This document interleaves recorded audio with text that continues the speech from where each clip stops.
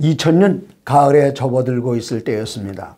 저는 중국 동북부에 있는 연길이라는 도시를 방문하게 되는데 그 당시에 북한에 엄청난 기근이 있었기 때문에 많은 분들이 북한을 떠나서 중국과 북한 경계 지역에서 많은 북한 사람들을 만날 수가 있었습니다. 그 가운데서 제가 특별한 한 분을 만나는데 거의 80이 되는 한 노인이셨습니다. 이분이 북한에서 오셨다고 그러셔서 제가 이 북한 지하교에 대한 질문을 했습니다. 그랬더니 이분이 놀랍게도 제게 무슨 말씀을 하시는가 하면 북한에서부터 이분이 기독교인이셨다는 것입니다. 정말 그렇습니까? 어떤 신앙을 가지고 계셨습니까? 제 귀를 의심하게 하는 그분의 대답은 제7일 안식일 예수 재림교인이었다고 말씀하셨습니다. 얼마나 놀라운 사실이었습니까?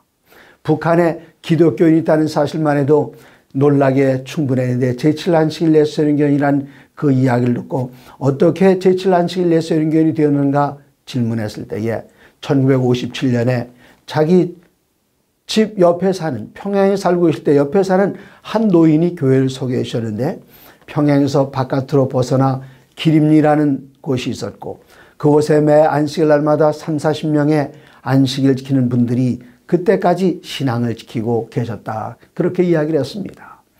그리고 그분께서 가지고 계신 성경이 제게 특별히 눈길을 끌었는데 이 책은 이분이 대학에 다니실 때에 이화여대에서 성악을 전공하신 분이십니다.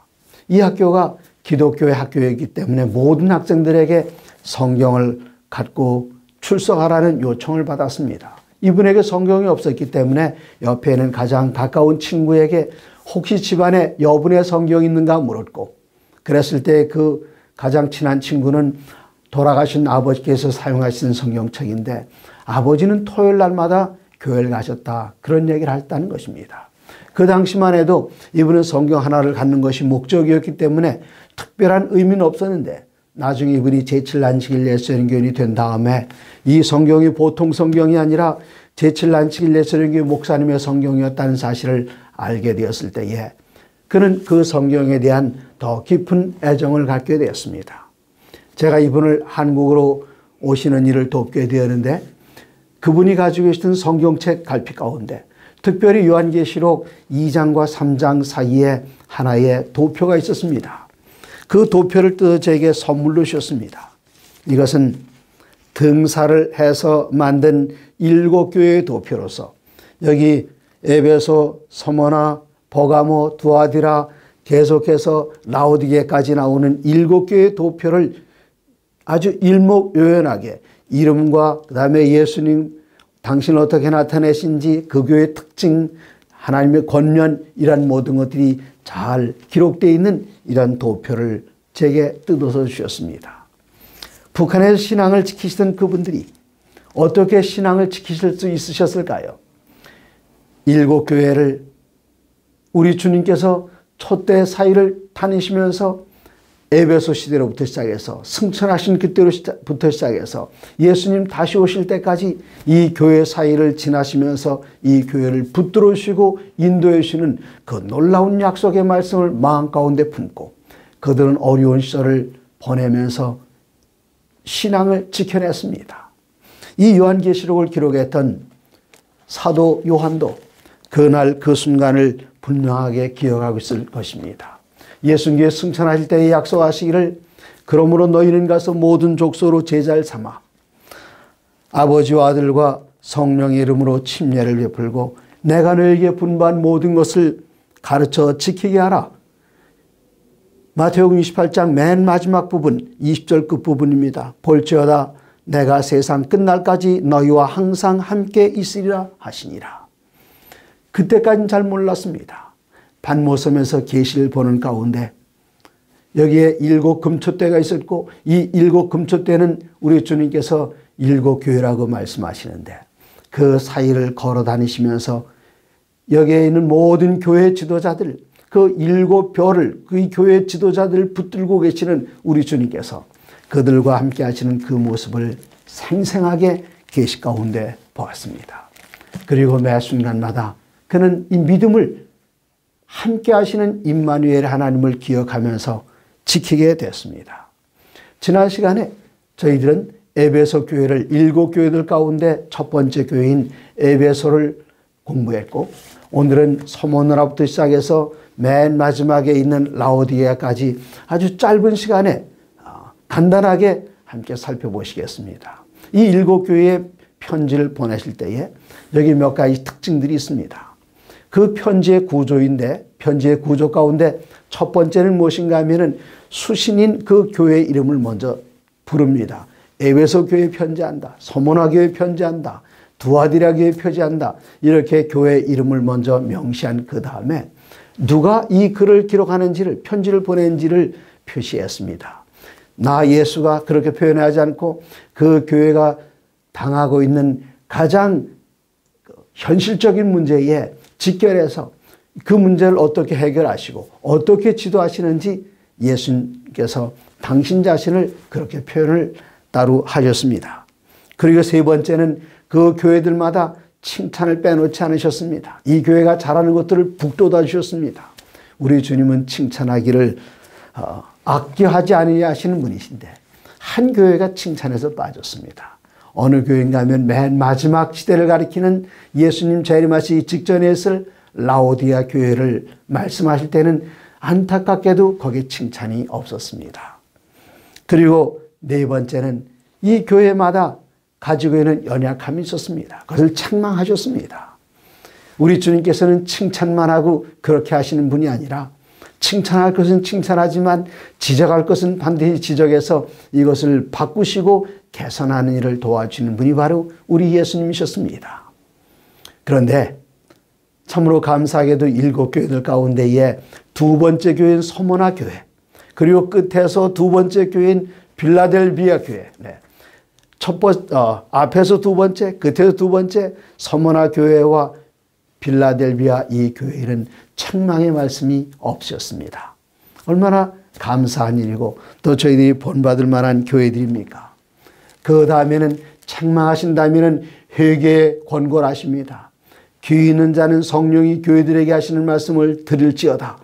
회개하라. 그렇게 말씀하시면서 그들을 회개로 돌이키시고 그 다음에는 회개하지 않으면 어떻게 된다 하는 것을 말씀을 하셨습니다. 그리고 7번째 맨 마지막으로 말씀하시기를 그 교회에 가장 적절한 약속의 말씀을 주셨습니다. 이것이 바로 여기 7교회에 나오는 공통된 부분들입니다. 첫 번째는 교회 이름, 두 번째는 예수님 당신에 대한 표현, 세 번째는 칭찬, 네 번째는 책망, 그다음에 다섯 번째는 회개에 대한 권고, 그리고 여섯 번째는 이 회개하지 않을 때에 어떤 일이 있을 것인가, 그리고 마지막으로 7번째는 우리 주님께서 그 교회마다 희망의 약속을 주는 것을 우리는 볼 수 있습니다. 그리고 이 7교회를 통해서 특별한 내용들인데 그것은 무엇인가 하면은 갈 때마다 우리 주님 그 약속이 하나씩 더 늘어난다는 것입니다.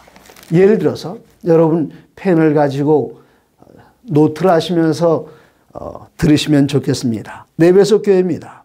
에베소 교회에는 약속이 한 가지 있는데 내가 이기는 그에게는 내가 하나님의 낙원에 있는 생명나무의 열매를 주어 먹게 하리라. 한 가지 약속입니다. 두 번째 서머나 교회에 대해서는 약속하시기를 이기는 교회에 대해서는 너희가 죽도록 충성하라. 그리하면 첫 번째 생명의 멸류관을 주리라. 그 다음에 두 번째는 이기는 자는 둘째 사망의 해를 받지 아니하리라. 그렇게 말씀하셨습니다. 세 번째 교회는 버가모 교회입니다. 이 버가모 교회에 대해서는 또 약속하십니다. 뭐라고 약속하시는가 하면은 내가 감췄던 만나를 주겠다. 두 번째 흰돌을 주겠다.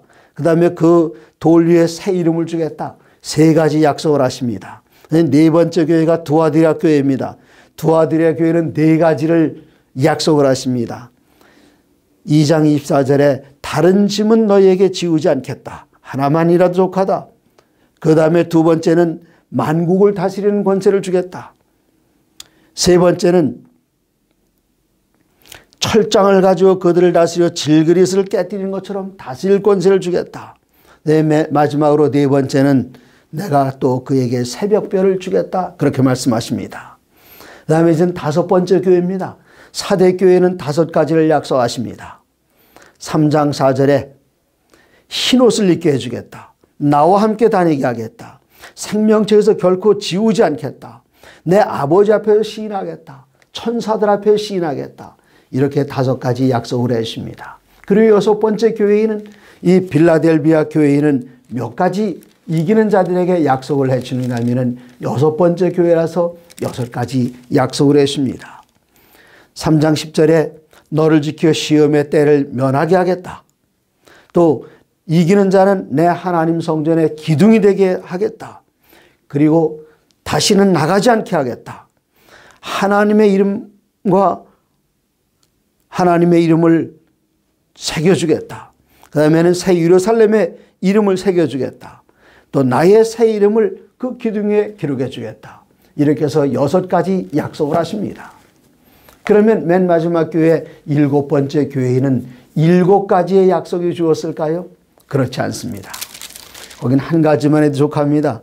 그 약속은 무엇인가 하면은 3장 21절에 이기는 그에게는 내가 내 보좌 위에 함께 해 주기를 내가 이기고 아버지 보좌에 함께 앉은 것과 같이 하리라. 예수님께서는 승리하시고 아버지 보좌에 앉으셨습니다. 마지막 라오디아 교회 성도들에게 약속하시기를 내가 이기고 아버지의 보좌에 앉은 것처럼 이기는 너희에게는 내 보좌에 함께 앉게 해주겠다. 이 말씀 속에 여기 첫 번째 교회 에베소 교회로부터 시작해서 6번째 교회 빌라델비아 교회에 주신 그 모든 약속들이 보좌에 함께 앉게 해줄 때에 다 포함되어 있는 것입니다. 칭찬이라고는 하나도 없는 그 마지막 교회 라오디아 교회에 우리 주님께서는 가장 커다란 약속의 말씀을 주셨습니다. 그리고 지난 시간에 이 요한계시록은 무엇에 대해서 증가하는가 말씀을 드릴 때에 예수님의 재림에 대해서 증가한다. 그렇게 말씀을 드렸습니다. 놀랍게도 여기 7교회들 가운데 각 교회마다 예수님께서는 어떤 표현을 해주셨는가 하면 내가 오겠다. 다시 오겠다. 재림의 약속을 주셨습니다. 에베소 교회의 재림의 약속은 2장 5절에 처음 행위를 가지라. 만일 그리하지 아니하고 회개하지 아니하면 내가 네게 와서 우리 주님께서 오셔서 그 촛대를 너에게 옮기겠다. 그렇게 말씀하셨습니다. 그리고 우리 주님께서는 오신다는 이야기를 계속 하시는데 여기 버가모 교회를 향해서는 말씀하시기를 16절입니다. 2장 16절 그러므로 회개하라. 그리하지 아니하면 내가 내게 속히 가서 내 입의 검으로 그들과 싸우리라. 속히 오시겠다 말씀하십니다. 그리고 두아디라 교회에 말씀하십니다. 4번째 교회 2장 25절에 다만 너에게 있는 것을 내가 올 때까지 굳게 잡으라. 각 시대마다 예수님께서는 재림에 대한 허락을 주셨습니다. 그리고 3장 3절에는 5번째 교회에 말씀하십니다.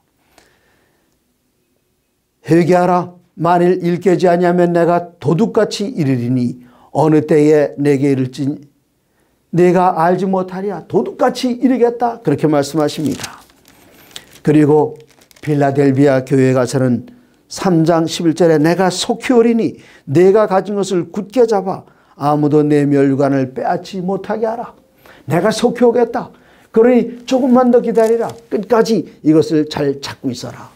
그리고 마침내 라오디아 교회에 가서는 벌써 예수님께서 문 밖에 오셨습니다. 말씀하시기를 3장 1절에 볼지어다 내가 문 밖에 서서 두드리노니 누구든지 내 음성을 듣고 문을 열면 내가 그로 더불어 들어가 그와 더불어 먹고 그는 나와 더불어 먹으리라. 예수님께서는 모든 교회마다 약속하실 내가 속히 오겠다. 내가 가겠다. 도적같이 오겠다. 그리고는 마침내 이젠 문 밖에 도달하셔서 문을 두드리신다. 그렇게 말씀을 해 주셨습니다. 이제 짧은 시간에 저희들은 여기 서머나 교회부터 한번 살펴보시겠습니다.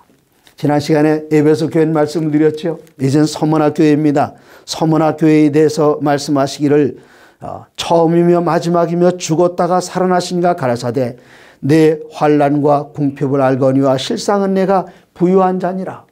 이 서머란 그 뜻이 무슨 뜻인가 하면은 모략이란 뜻인데 이 모략은 장사를 지낼 때에 방부제로 사용을 했습니다. 근데 이 모략은 향기를, 좋은 향기를 가지고 있는데 가만히 있어도 향기가 나지만 언제 그 향기가 더 나는가 하면 두드리고 망치로 때리고 부수면은 그 향기가 더 많이, 더 넓게 발산되는 특징을 가지고 있습니다.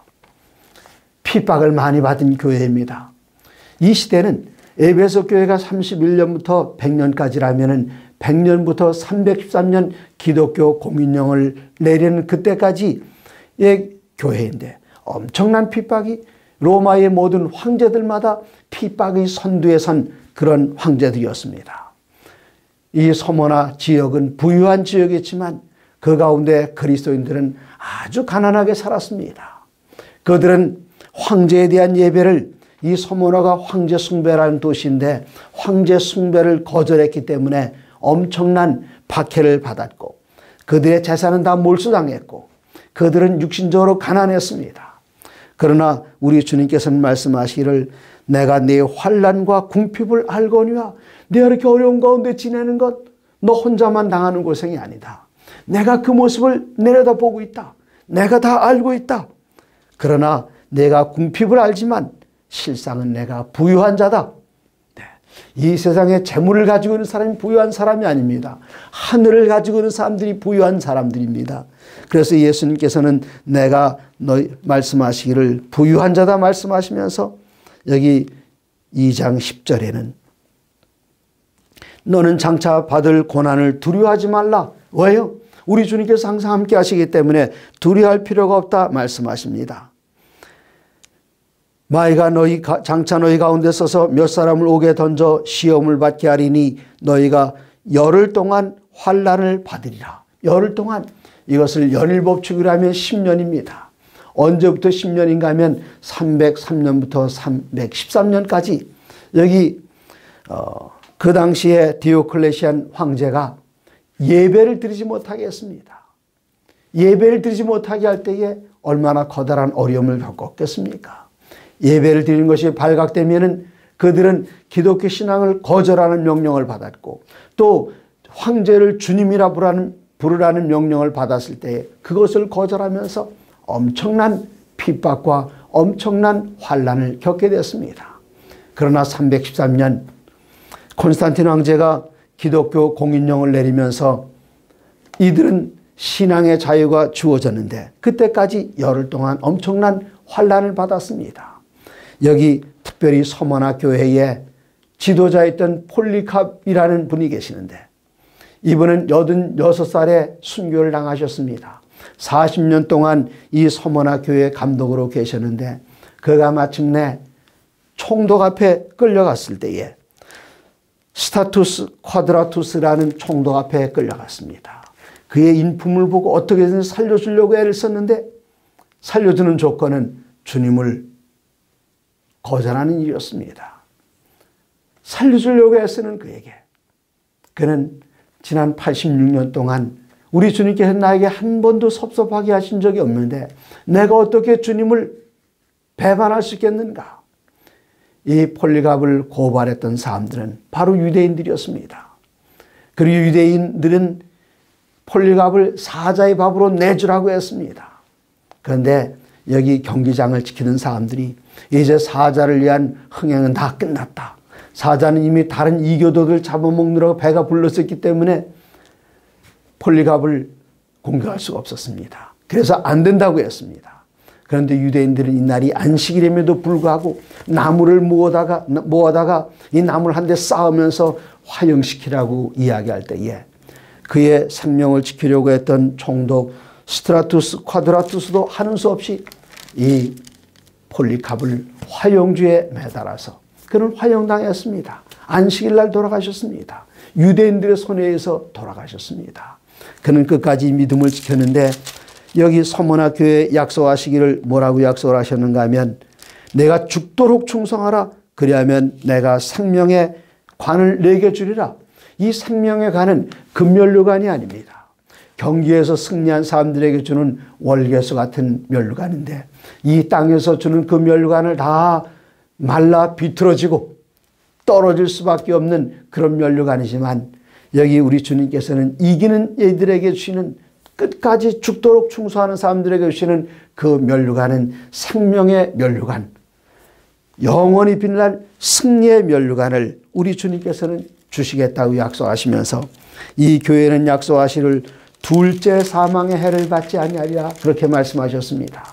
그들에게 한 번 죽는 것, 순교당하는 것으로 좋겠습니다. 그들에게 둘째 사망의 해를 받지 않게 하시겠다 하시는 그 약속은 여기 전에 사람들이 부활할 때에 의로운 사람들은 생명의 부활로 부활하지만 첫 번째 부활에 참여하게 되지만 그리스도 예수를 개인의 구주로 영접하지 않거나 그리스도 예수를 거절한 사람들은 둘째 부활에 참여하게 되는데 그들은 둘째 부활에 일어났다가 다시 사망하게 되는 어려움을 겪게 됩니다. 서머나 교회에 그런 약속을 주셨습니다. 세 번째는 버가모 교회입니다.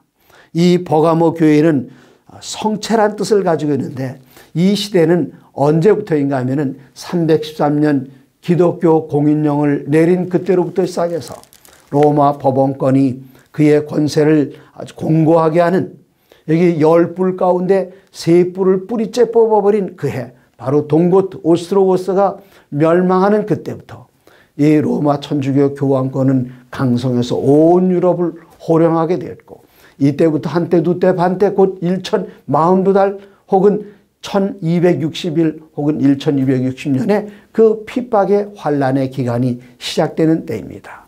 313년 기독교 공인령이 내렸습니다.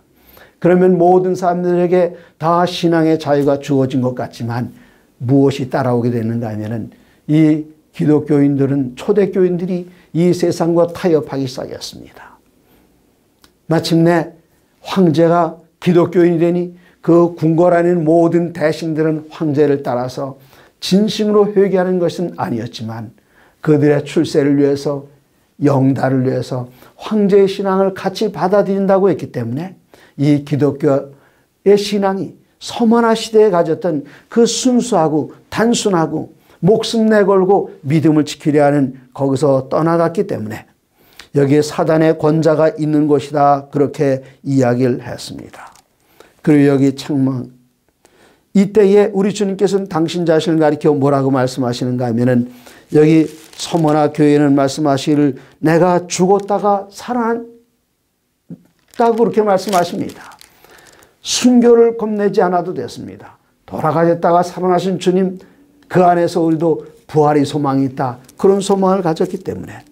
그런데 여기 버가모 교회에 대하여 우리 주님께서는 말씀하실 때에는 좌우에 날선검을 가신 이가 이르시되 말씀하십니다. 좌우에 날선검, 그 검은 무엇인가 하면 성령의 검, 말씀의 검입니다. 우리 하나님의 말씀은 살았고 좌우에 날선 어떤 검보다 더 예리하여 바로 그 검, 말씀의 검이 주님께로부터 나옵니다. 왜 그런가 하면 이때부터 사람들이 이 순수한 말씀을 떠나서 배도하는 일을 했기 때문입니다. 이때 그 가운데는 어떤 사람들이 있었는가?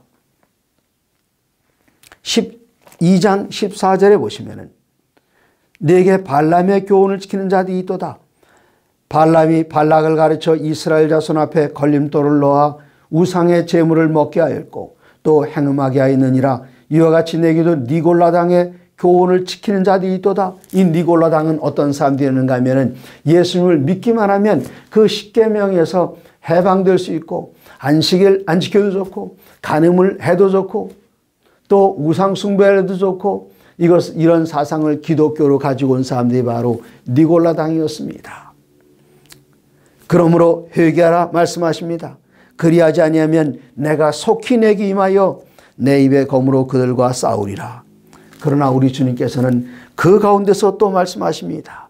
7교회 모든 교회에 똑같이 말씀하신 내용이 무엇인가 하면은 17절 귀 있는 자는 성령이 교회들에게 하시는 말씀을 들을지어다.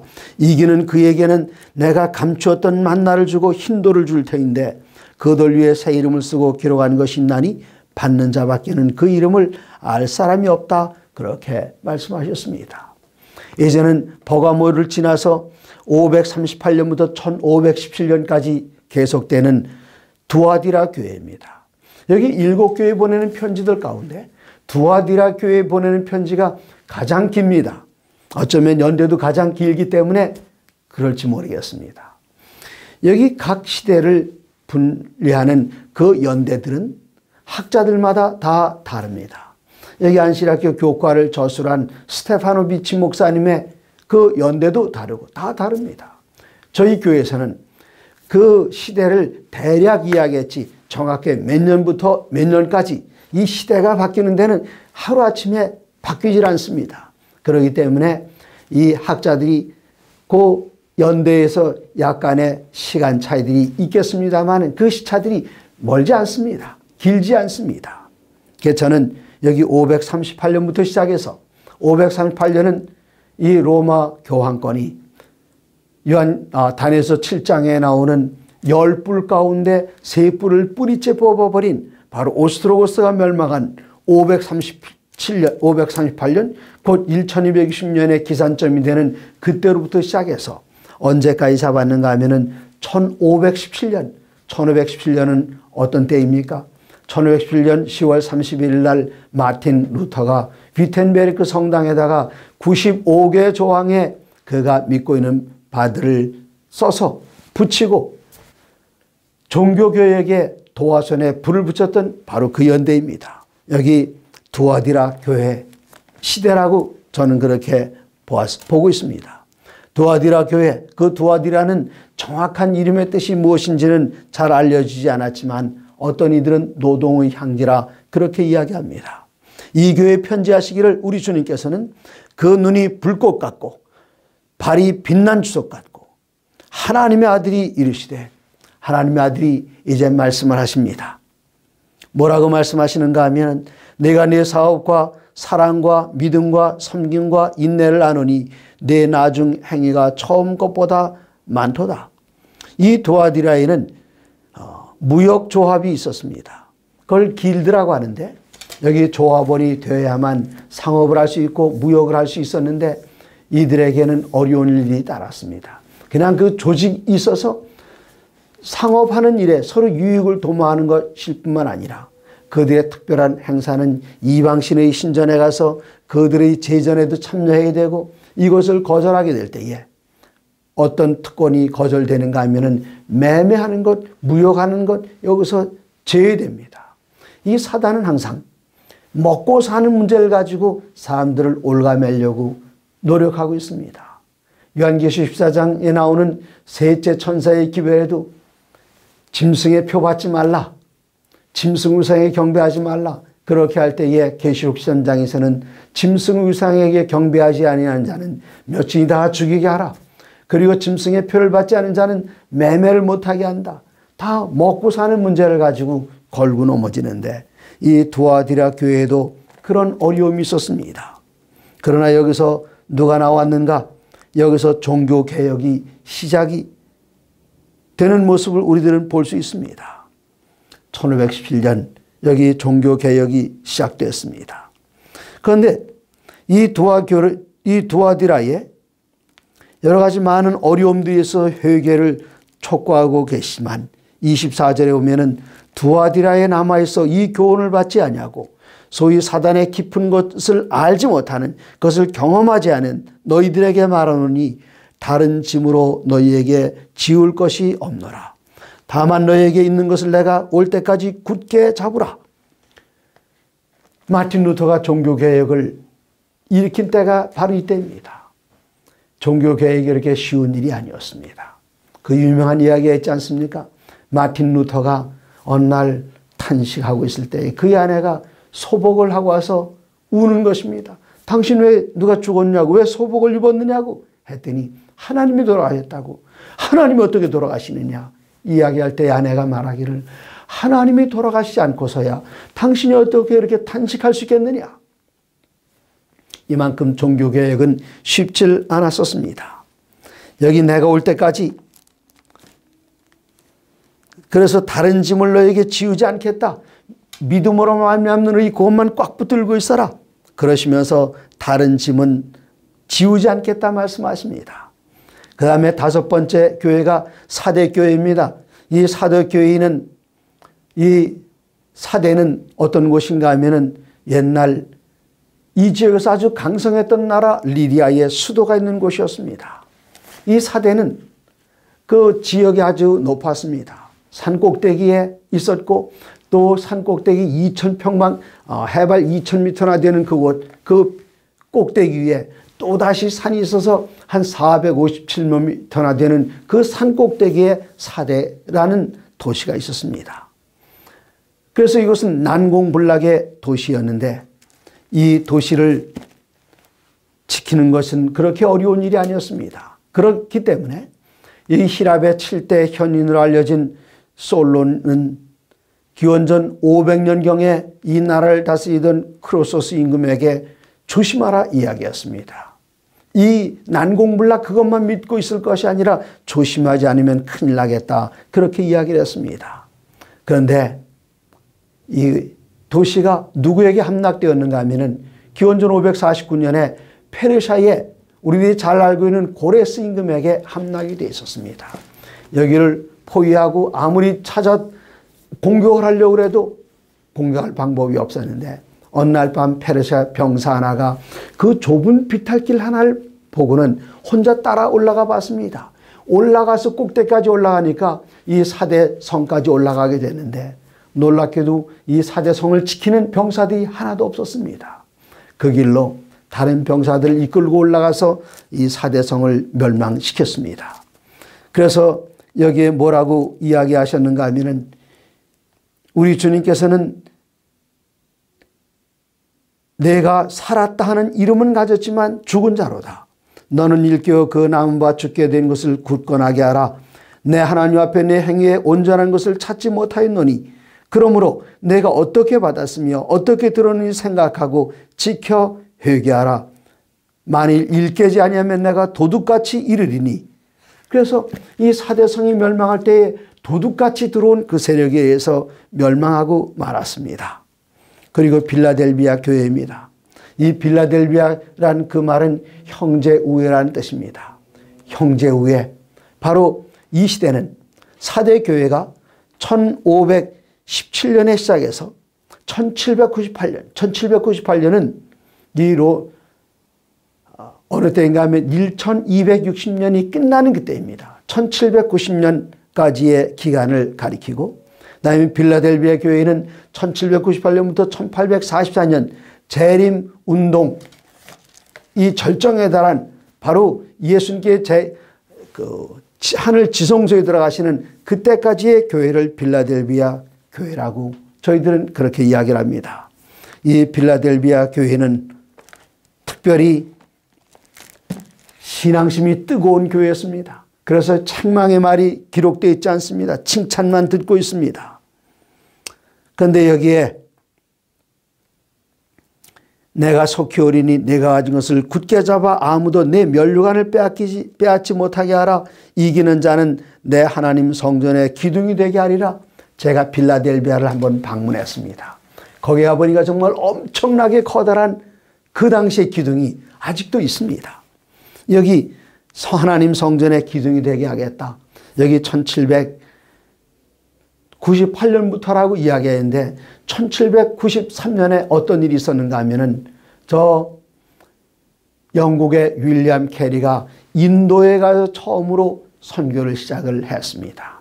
세계적으로 선교 부흥운동이 일어났던 이때가 바로 빌라델비아 시대입니다. 전 세계적으로 수많은 선교운동이 있었고 수많은 선교사들이 펼쳐져 나가면서 여러 곳에서 선교운동이 활성화됐고 바로 이때에 재림운동이 일어나는 그때가 바로 이 빌라델비아 교회 시대입니다. 그리고 마지막으로 이제 맨 마지막 교회 라오디아 교회입니다. 라오디아 교회는 뭐라고 말씀하시는가 하면은 당신 자신을 가리켜 아멘이라고 말씀하십니다. 성경에 아멘이란 말이 많이 나오지만 사람을 가리켜 아멘이라 칭호를 쓴 것은 이것이 처음인데 단 하나밖에 없는데 왜 그런가 하면은 라오디게가 이 세상에는 마지막 교회이기 때문에 그렇습니다. 그리고 예수님께서는 말씀하시길 나는 참된 증인이라 말씀하십니다. 이 라오디게아 교회는 1844년 우리 예수님께서 하늘 지성소에서 조사 심판을 시작하는 이때로부터 예수님께서 하늘 지성소를 떠나서 이젠 이 세상으로 다시 재림하시는 그때까지의 교회가 라오디게아 교회인데, 라오디게아란 그 뜻은 무엇인가 하면은 심판받은 백성이라 그런 뜻입니다. 아주 적절합니다. 당신 자신을 가리켜 충성되고 참된 증인이라 말씀하시는데, 증인이란 말은 법정에서 사용되는 용어입니다. 예수님께서는 우리들이 그리스도 예수를 개인의 구주로 영접하면 사단이 우리를 아무리 공격한다 할지라도 우리가 예수님을 붙들고 영접하고 예수님 편에 속한 것을 가지시고 하늘 법정에서 우리를 위하여 증언을 해 주십니다. 근데 이 교회를 향해서 말씀하시길 뭐라고 말씀하시는가 하면 너희가 차지도 않고 뜨겁지도 않다. 여기 라오디게아 북쪽 한 10km쯤 되는 곳에 히에라폴리스라는 온천이 있는데 거기서 도수관을 타고 내려온 그 뜨거운 물이 여기쯤 도착하게 되면은 그 물이 아주 미적지근해져서 그냥 입안에 삼키기에는 좀 불편한, 그냥 토해낼 수밖에 없는 그런 온도가 됩니다. 그 안에 석회가 있습니다. 토해내기 아주 적당합니다. 그렇기 때문에 하나님께서는 라오디게아 교회를 향하여 말씀하시길 내가 차든지 뜨겁든지 알아.